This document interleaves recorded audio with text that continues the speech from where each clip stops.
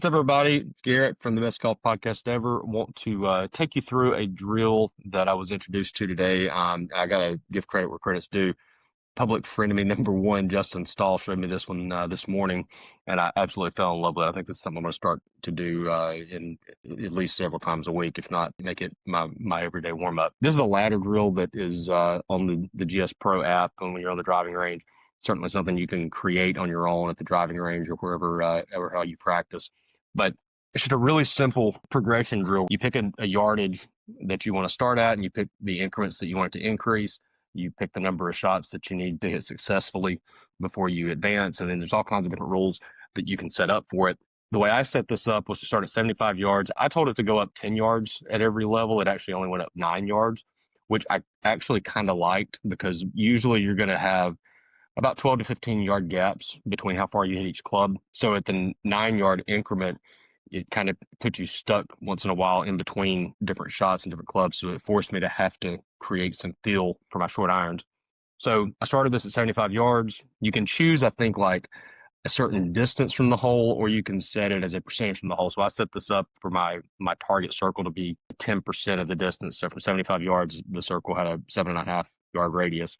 It's real simple beyond that. You have to hit 2 shots successfully in the circle in a row to move on to the next level. If you miss one, you go all the way back to the start.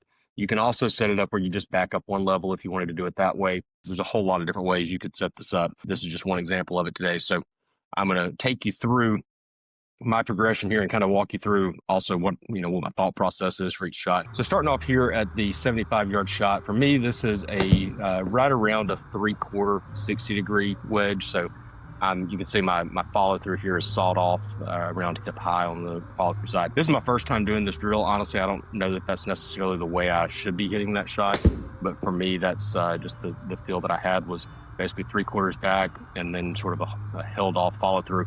And you see here, I missed that when I hit it, 10 yards past the target. So back to level 1, and I'm restarting back to the 75 yard shot. Now, you can see for me, this is about a 3/4 60-degree wedge. And that held off follow through isn't really something I'm intentionally trying to do. I just think for whatever reason in my mind, that's the amount of acceleration that I had in the downswing, and just wasn't quite enough to get me all the way through. So it was ending up a little bit short of where your normal follow through would be. Now moving up to the 84 yard shot. So for this, I'm still hitting the 60 degree. This feels to me like a pretty full 60 degree. It's obviously not, and even I didn't realize this while I was hitting it, but as I watched the playback, you can see that I'm still holding off that follow through a little bit. As I go to the 93 yard shot, this is where I started to learn a little something as I went through the bag. And this is a really cool lesson. 93 yards for me, if I'm just standing on the driving range, hitting golf balls or practicing, whatever, I'm pretty comfortable hitting a lob wedge and taking a pretty full swing with it. And if I take a pretty full swing with a lob wedge, it's going to go about 93 to 95 yards. But because of the pressure that this drill creates, and that if I miss hit one, I've got to go all the way back to the start, I sort of, even maybe subconsciously, decided, no, I want to go with something that I've got a little bit more control over. So I clubbed down to the 56 degree and just tried to hit a little bit more of a controlled shot. Now, what an interesting breakthrough that is, that when the pressure's on and I'm trying, I feel the heat of needing to hit a good shot, I feel more comfortable clubbing down to something a little bit, where I don't have to go quite as hard at it. And isn't that pretty much exactly what we should be doing on the golf course? So that was just an interesting thing that I noticed as I went through, each shot. I didn't have a plan of attack for this by any means, but when I see that 93 on the screen, I'm thinking to myself, okay, I really don't think I want to try to max out a 60 degree here. Let me try to hit a little controlled 56 degree. So maybe that's something I should be, I say that facetiously, I should definitely be doing that on the golf course. You see here, 93 yards, I hit it, within a few feet there, great shot there. And got to go one more to progress up the ladder to level 4. Again, kind of a held off follow through. I'm finding my feel with this drill, right? So as I'm going through, I'm just kind of thinking, okay, this isn't a full 3/4. I need to take a little off, but so for whatever reason, I'm just shortening the follow through. We get to the 102 yard shot, and this is, again, to me, this feels like a pretty full 56 degree wedge. It's definitely not full speed. And you can see I'm still holding off my finish about shoulder high on the opposite side of it. A full sand wedge for me is around 118. If I'm really, if I'm just standing on the driving range and I get to the end of a warm-up session and I'm trying to max one, or not really max one out, but sometimes I will go after one just to see, ego or whatever, want to see how far I can hit it. Although there's absolutely nothing in the world less meaningful than, how far you can hit your sand wedge. But once in a while, I will hop on one pretty good, and usually around 118 is what I've got. But from 102 yards, I still sort of had the feel that, okay, this is kind of a full swing. I just don't need to completely unleash, into the shot. So again, this isn't a technique video. I'm not sitting here telling anybody how to hit their wedges. I don't know if there's anybody on the planet less qualified to tell you how to hit a wedge than I am. But as the lesson in this to me was, I didn't really know exactly how to hit 102-yard shot or 111-yard shot or wherever the levels are. So I was just having to kind of fill it out a little bit and say, okay, I took it back this far on the last shot, and I need to, figure out some way without taking it back any further to, accelerate through a little bit more and get a little bit more ball speed to get it to the next distance. So I just found it to be a really great drill to develop feel in those scoring clubs. So now at 112, at this point, I believe I'm hitting a 3/4 52 degree. Again, as I just said, I can hit a full sand wedge around 118, but from 112, I still chose to club it all the way down to the gap. I mean, I could have even hit the sand and not felt like I was going full speed. A gap wedge for me maxed out is right around 126. So this is, at least a club off of a full gap wedge for me. But again, just trying to find that security blanket or whatever, that comfort, of not having to take a full rip at it. It felt more comfortable for me to club down.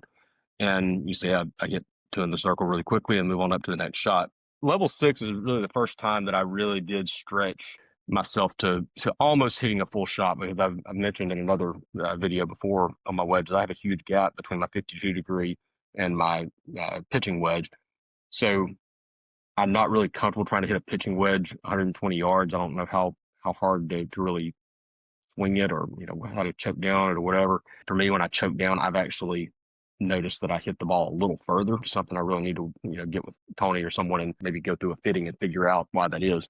So I'm just really uncomfortable at 120, 125 hitting a pitching wedge. So I did go ahead and try to stretch the 52 degree here. Still, though, I mean, 121 is still not maxed out for me. That this is going to be basically a pretty much a full backswing and just a good smooth transition to impact. I'm not really, again, trying to max it out like I'm hitting a driver, but I'm just basically taking a good full swing with, the same rhythm that I've maintained in these other shots. And you can see that my follow through, it's not a completely full follow through. It's going a little bit past shoulder high on the way through. That first one was close, almost just barely made that one. And then the second one here is much better contact, better line, and a little bit more comfortable. Probably 10, 12, 15 feet. Now moving up to the 130-yard shot. This is where on the golf course I'm really not comfortable at 130. This is a number that I have to go to the pitching wedge. I can't stretch the gap wedge this far unless it's a really, really back pin with trouble long, and I absolutely cannot go over the green. I'm not going to hit gap wedge from 130 yards pretty much ever. So I have to go to the pitching wedge, but my stock carry on a pitching wedge is around 145. So I've got to take a pretty decent amount off of this. I do think that as I went through this progression, I had gotten pretty comfortable with that 3/4 backswing and that rhythm and that tempo that I had hitting the, the 93-yard 56 degree or the 112-yard 52 degree.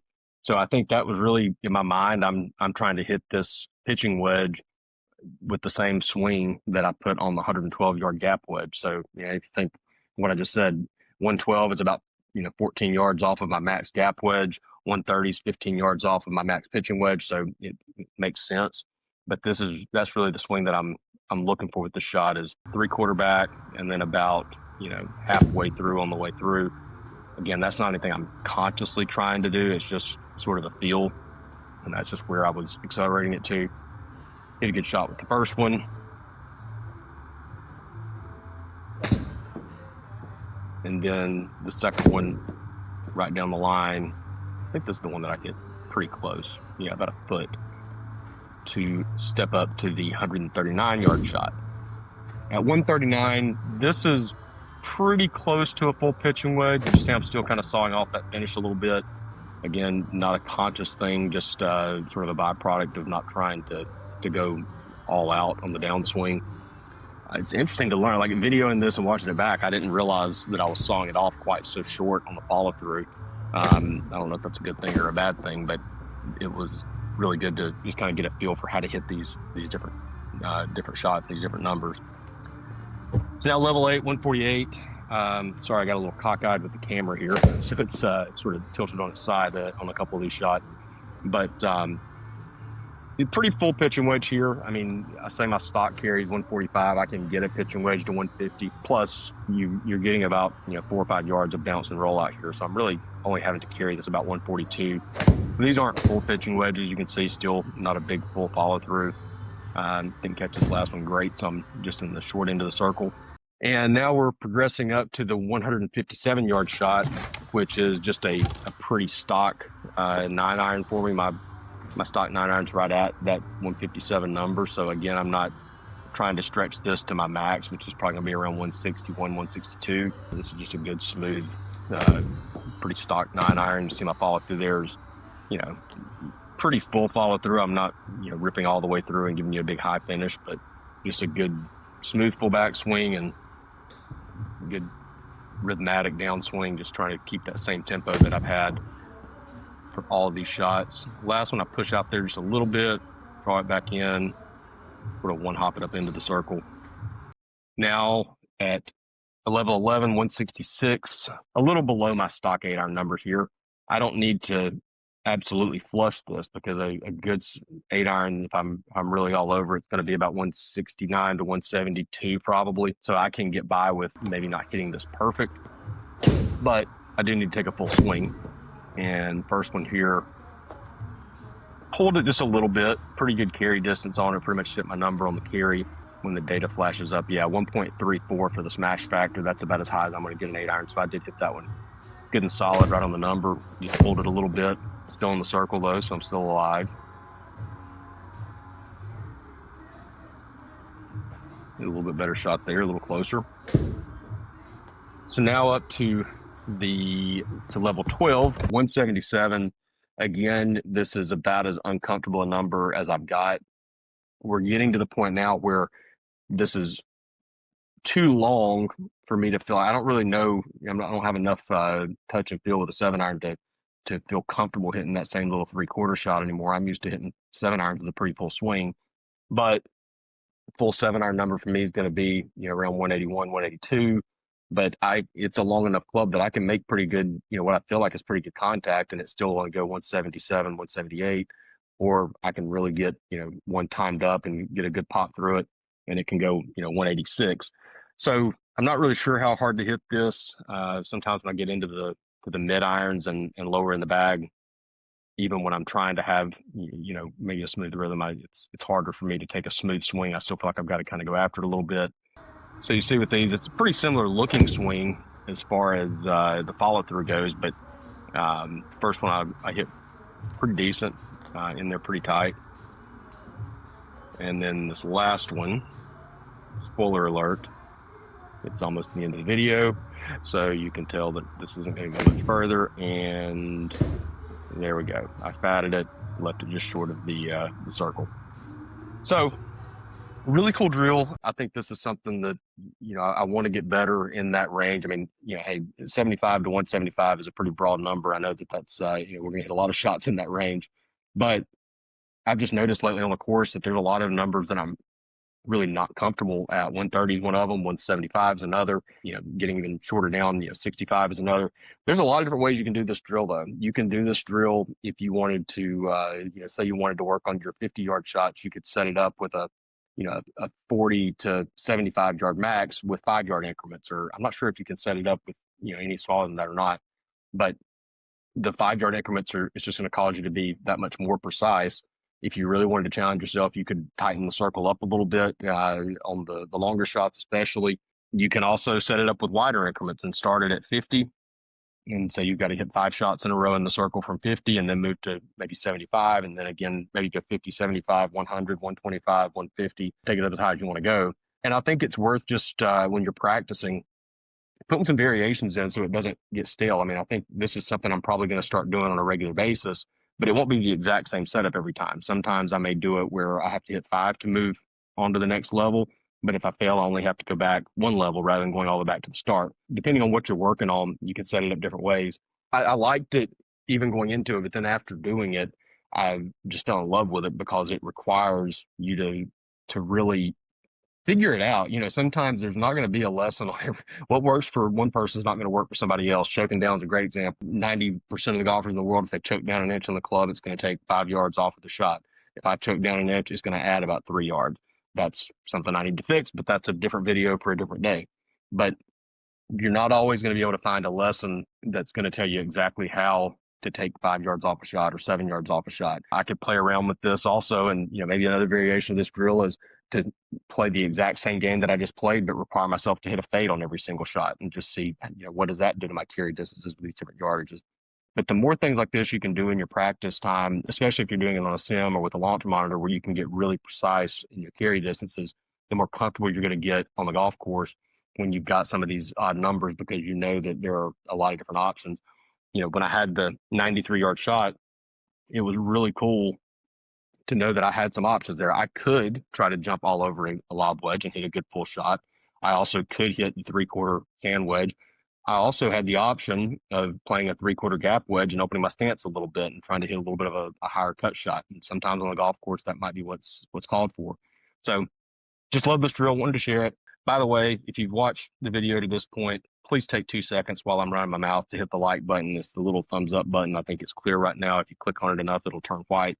That really, really helps YouTube to promote this video more. It's totally self-serving. I know there's nothing in it for you, but Tony, Mike, and I, we have 7 kids between us, so we got to feed them. We'd appreciate it if you could support us by liking the video and getting it out to some more people. Also, check out the Best Golf Podcast Ever. We do an episode every week. It's on YouTube Podcasts. Or YouTube Music. You can download it and check us out and kind of hear our take on the game. And while you're here, if you're interested in hopefully maybe seeing some of our videos pop up to the top of your recommended list, consider subscribing to the channel so you see the videos that we put out. I usually try to get out about 1 a day, and we're always looking for ideas and things to talk about. So leave us a comment. Let us know what you're working on in your game, and we'll get our heads together and see if we can figure out a way to help you out. Thanks for watching. See you next time. Hit 'em straight.